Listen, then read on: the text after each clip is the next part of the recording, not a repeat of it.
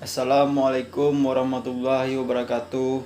Alhamdulillahirrabbilalamin. Marilah kita panjatkan pujian syukur kehadiran Allah Subhanahu wa taala yang telah melimpahkan rahmat dan kurnia-Nya kepada kita bersama. Berkat rahmat dan kurnia kita dapat berkumpul seperti saat sekarang ini. Berikan salam, marilah kita panjatkan pujian syukur pada Nabi besar kita, Nabi Muhammad SAW, yang telah mengubah akhlak manusia dari alam kekafiran sampai alam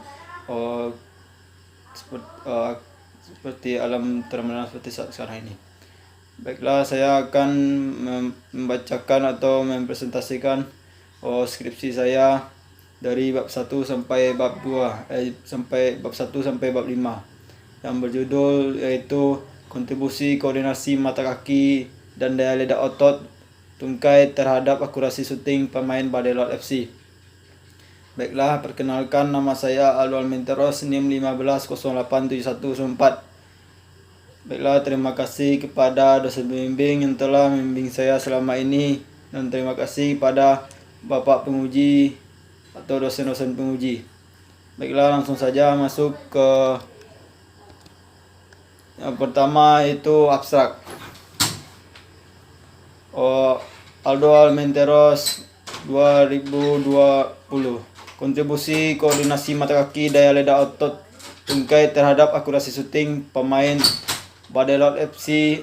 Skripsi Painan Program Studi Pendidikan Kepelatihan Olahraga Jurusan Kepelatihan Fakultas Ilmu Keluargaan Universitas Negeri Padang. Masalah dalam penelitian ini adalah rendahnya akurasi syuting yang dimiliki oleh pemain Badelot FC. Hal ini terlihat dari setiap tendangan syuting ke gawang.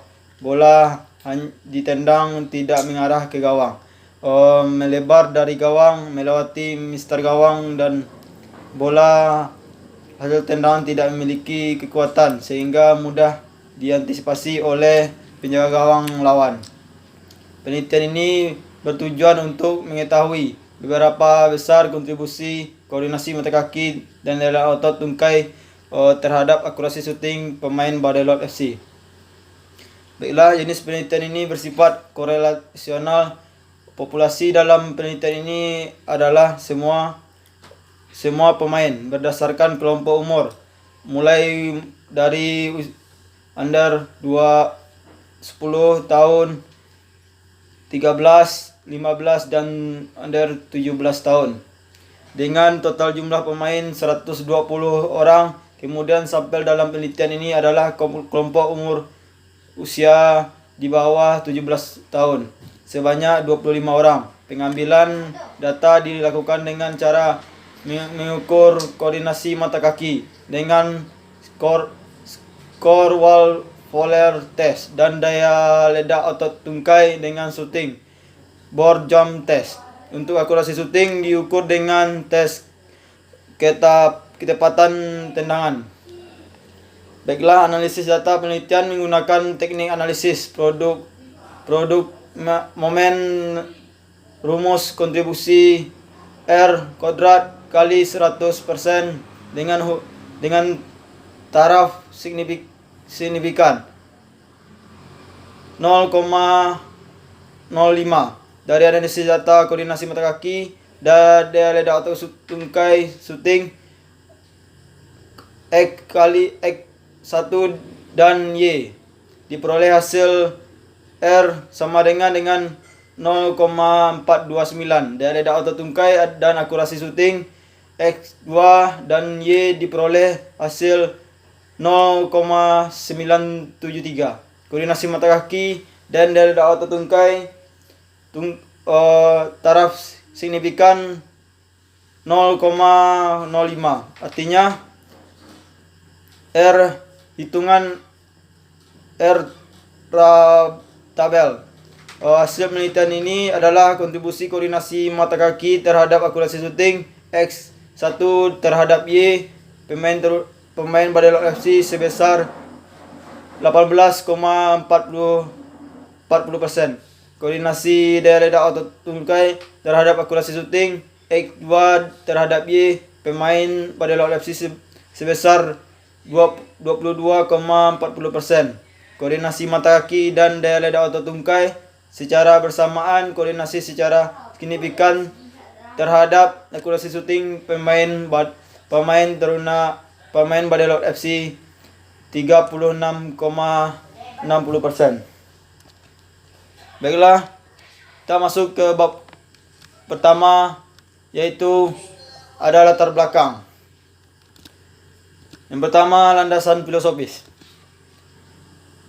Undang-Undang RI nomor 3 tahun 2005 dan Peraturan RI tahun 2007 tentang Sistem Keolahragaan Nasional, pasal 20 ayat 2 dan ayat 3, yaitu ayat 2, olahraga prestasi dilakukan setiap orang yang memiliki bakat, kemampuan dan potensi untuk mencapai prestasi. Ayat 3, olahraga prestasi dilaksanakan dan dilaksanakan melalui proses pembinaan dan pengembangan secara terencana, berjenjang dan berkelanjutan dengan dukungan ilmu pengetahuan dan teknologi keolahragaan. Idealis. Pemain sepak bola memiliki ide-ide pemain sepak bola memasukkan bola ke gawang lawan dan mempertahankan gawang dari kebobolan. Dalam permainan sepak bola dibutuhkan penguasaan macam-macam teknik dasar, yaitu passing, control, dribbling, crossing, heading, dan shooting.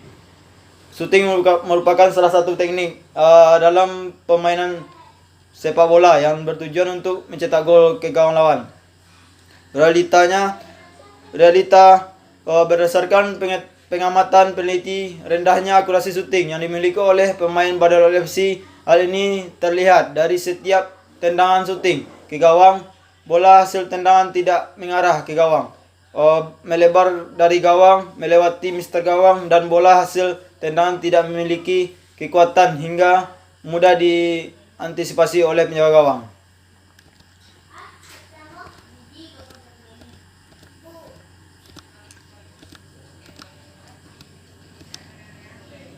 B. Identifikasi masalah. Identifikasi masalah yang pertama, koordinasi mata kaki.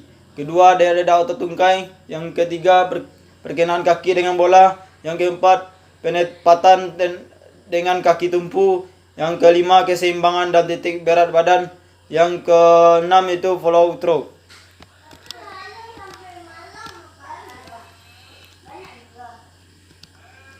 C itu batasan masalah. Batasan masalahnya adalah kontribusi koordinasi mata kaki dan daya ledak otot tungkai sebagai variabel bebas, sedangkan akurasi shooting sebagai variabel terikat.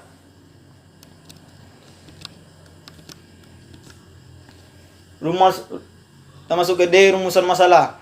Yang pertama, apakah terdapat kontribusi koordinasi mata kaki terhadap akurasi shooting pemain Badelot FC? Yang kedua, apakah terdapat kontribusi daya ledak otot tungkai terhadap akurasi shooting pemain Badelot FC? Yang ketiga, apakah terdapat kontribusi koordinasi mata kaki dan daya ledak otot tungkai terhadap akurasi shooting pemain Badelot FC?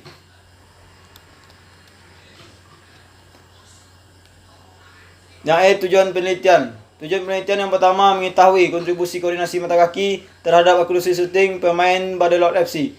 Yang kedua, mengetahui kontribusi daya ledak otot tungkai terhadap akurasi shooting pemain Badelot FC. Yang ketiga, mengetahui kontribusi koordinasi mata kaki dan daya ledak otot tungkai terhadap akurasi shooting pemain Badelot FC. F, manfaat penelitian. Manfaat penelitian yang pertama itu meneliti sebagai syarat untuk menyelesaikan tugas akhir agar dapat meraih gelar sarjana.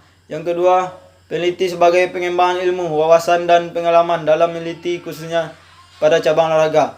Yang ketiga, meneliti selanjutnya sebagai bahan referensi untuk meneliti dalam kajian sama secara mendalam.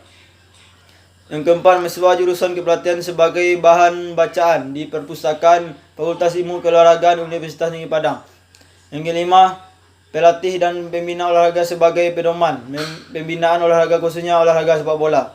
Yang keenam, pemain sebagai masukan dalam meningkatkan kemampuan teknik dalam sepak bola. Kita masuk bab 2, itu kerangka teori.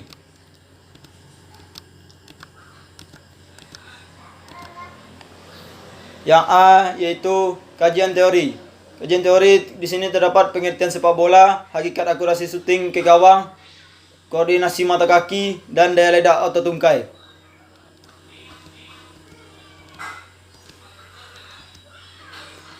Peneliti termasuk B, penelitian yang relevan. Untuk membantu dalam mempersiapkan penelitian ini, peneliti mencari bahan-bahan peneliti yang akan diteliti. Adapun penelitian yang relevan dengan penelitian ini adalah 1. Sahdani Iksan 2017.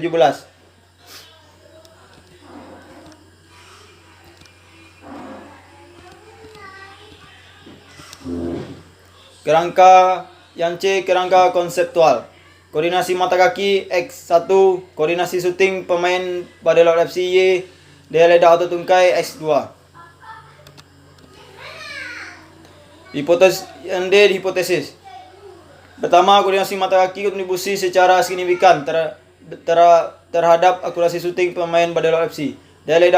Yang kedua, daya ledak otot tungkai kontribusi secara signifikan terhadap akurasi syuting pemain Badelot FC.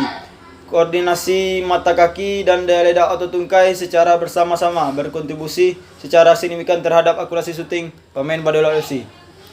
Yang ketiga, yang bab 3 yaitu metode penelitian. A. Desain penelitian. Variabel bebas X1, koordinasi mata kaki. Variabel terikat Y, akurasi syuting pemain Badelot FC. Variabel bebas X2, daya ledak otot tungkai.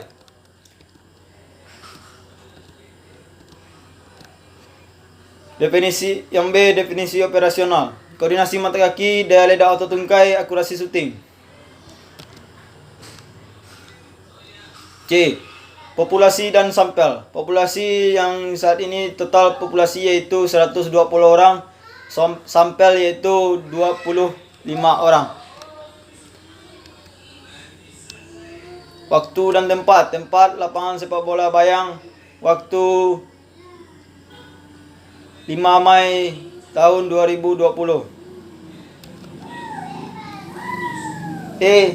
Instrumen dan teknik pengambilan data. Tes koordinasi mata kaki, tes akurasi syuting, tes daya ledak otot tungkai.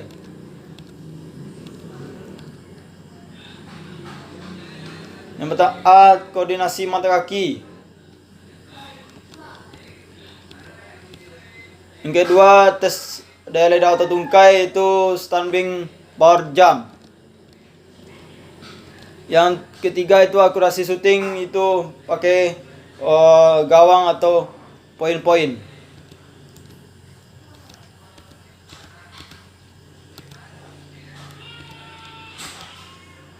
Teknik pengumpulan data, melakukan tes terhadap menyiapkan alat-alat instrumen secara lengkap sesuai dengan yang diperlukan, menyiapkan alat atlet dan sampel yang akan melalui tes, memberikan penjelasan dan mendemonstrasikan tentang instrumen, menyiapkan belangko dan alat tulis yang diperlukan dalam pengumpulan data, menetapkan operasi pelaksana pengumpulan data.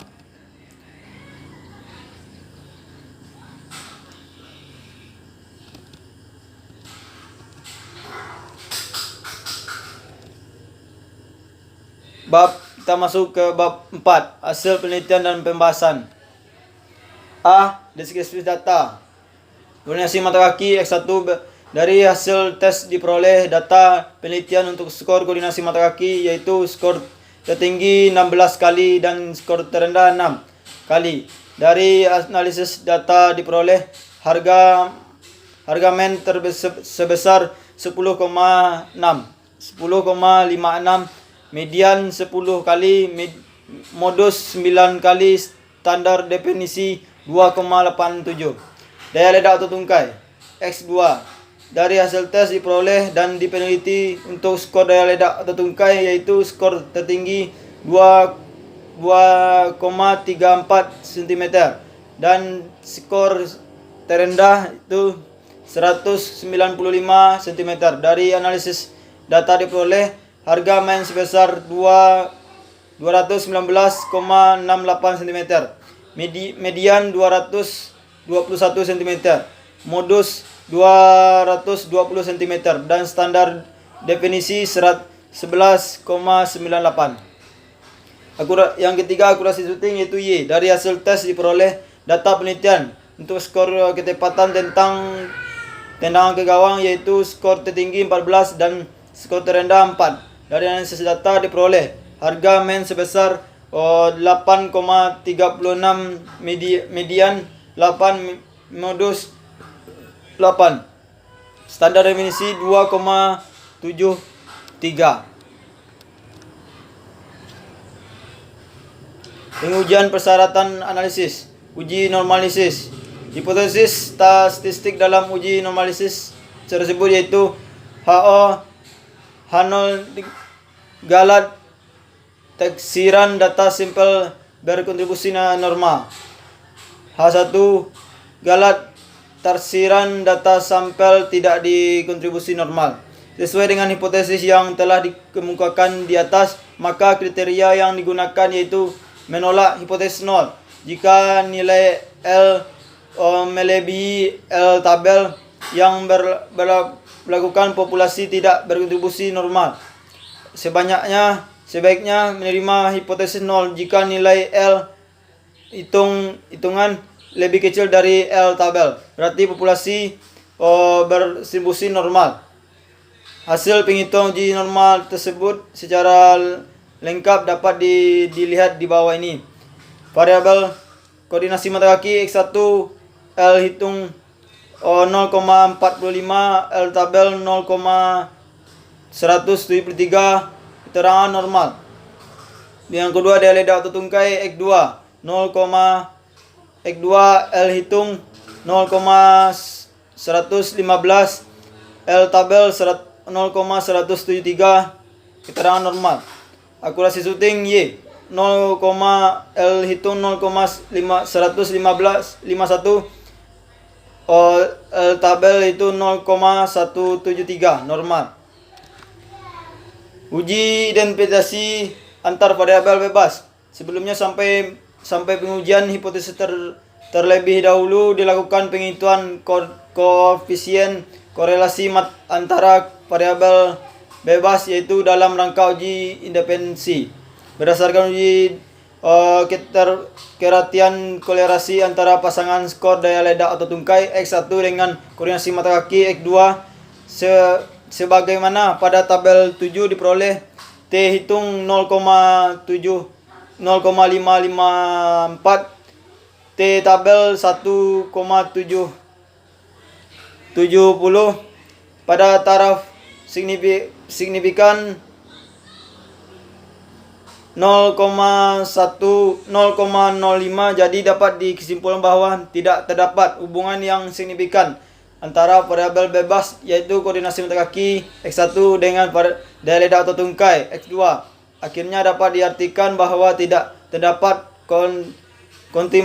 kontaminasi hubungan antara variabel bebas dan dalam kaitan hanya variabel bebas terikat. C. Pengujian hipotesis. Uji hipotesis pertama X1 terhadap Y. Sebelum dilakukan penguji, terlebih dahulu dicari harga koefisien korelasi dengan menghitung rumus per person produk momen, dan hasil penghitungan persen korelasi sebesar LXY sama dengan 0,4429. Kemudian dilakukan penguji signifikan korelasi dengan menggunakan rumus distribusi T. Hasil penghitungan dapat dilihat dengan tabel berikut. Korelasi antara X1 dan Y. Koefisien korelasi 0,429, koefisien determinasi 18,40%, T hitung 2,27, T tabel 1,71. Kesimpulan signifikan. Keterangan koefisien korelasi signifikan T hitung sama dengan 2,27, T tabel sama dengan 1,71.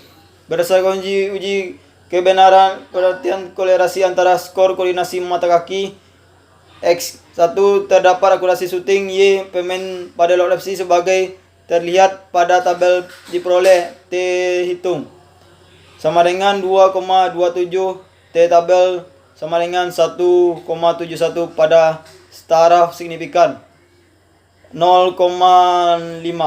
Selanjutnya, untuk melihat besarnya kontribusi koordinasi mata kaki terhadap akurasi syuting pemain Badai FC, dicari melakukan koefisien determinasi R kuadrat sama dengan 0,29 kuadrat.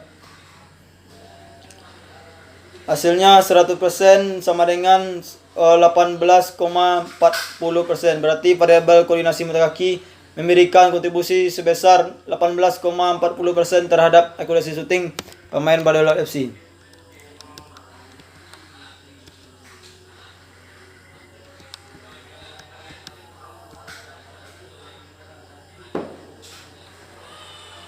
Pembahasan. Hasil penelitian membuktikan bahwa koordinasi mata kaki kontribusi secara signifikan terhadap akurasi syuting pemain Badai FC. Artinya, variabel koordinasi mata kaki dapat memberi sumbangan sebesar 18,40% terhadap akurasi syuting pemain Badai FC. Kedua, hasil penelitian membuktikan bahwa daya ledak otot tungkai memberi kontribusi yang signifikan terhadap akurasi syuting pemain Badai FC. Artinya, variabel daya ledak otot tungkai dapat memberikan sumbangan sebesar 22,40% terhadap akurasi syuting pemain Badai FC. Yang ketiga, hasil penelitian membuktikan bahwa koordinasi mata kaki dan daya ledak otot tungkai secara bersama-sama berkontribusi secara signifikan terhadap akurasi syuting pemain Badai FC. Artinya, variabel koordinasi mata kaki dan daya ledak otot tungkai dapat memberikan kontribusi secara bersama-sama sebesar 3,60% terhadap akurasi syuting pemain Badai FC. Dan diduga ada unsur-unsur lain secara koordinasi mata kaki dan daya ledak tungkai yang berkontribusi terhadap akurasi syuting. Kita masuk ke bab 5, yaitu kesimpulan dan saran. Yang pertama, kesimpulan. Saya dapat menyimpulkan di sini, yang pertama, koordinasi mata kaki berkontribusi secara signifikan terhadap akurasi syuting pemain Badai FC sebesar 18,40%. Yang kedua, daya ledak otot tungkai berkontribusi secara signifikan terhadap akurasi syuting pemain Badai FC sebesar 22,40%. Yang ketiga, koordinasi mata kaki dan daya ledak otot tungkai secara bersama-sama berkontribusi secara signifikan terhadap akurasi syuting pemain Badai FC sebesar 36,60%. Saran-saran. Pertama, bagi pelatih umumnya yang khusus pelatih Badai FC disarankan untuk melatih unsur koordinasi mata kaki dan daya ledak otot tungkai secara melakukan pemanasan sebelum melalui latihan melalui otot yang dominan yang mendapatkan tendangan yang memiliki akurasi syuting pemain Badai FC lebih baik. Bagi pemain pada umumnya dan khususnya pemain Badai FC disarankan untuk dapat meningkatkan tendangan yang memiliki akurasi syuting yang lebih baik dengan cara meningkatkan kemampuan koordinasi mata kaki dan daya ledak otot tungkai yang memiliki dengan melalui latihan terprogram secara sistematis dan berkesinambungan. Bagi peneliti yang ingin melanjutkan peneliti ini agar dapat menjadi peneliti sebagai bahan informasi dan penelitian dengan jumlah populasi dan sampel yang lebih besar serta di daerah yang berbeda. Baiklah, terima kasih. Sampai di sinilah penyampaian dari saya. Kalau ada kata yang salah, mohon dimaafkan. Assalamualaikum warahmatullahi wabarakatuh.